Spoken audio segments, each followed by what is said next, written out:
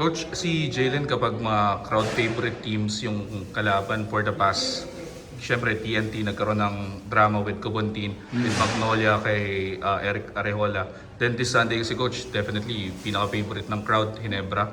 May advice ba kayo na parang mas aggressive kasi yung crowd si Jalen yung celebratory? No, I just tell them to be themselves. Sabi ko lang sa be themselves. Wala namang problema mag-celebrate sila ng good plays or good shots. No? That's just part of the game. But I don't want them to be disrespectful. So, hindi naman siguro magiging magiging issue yun dun sa Ginebra game namin. Alam naman namin na yun, na special game yun, no? Crowd favorites on a Sunday. Tapos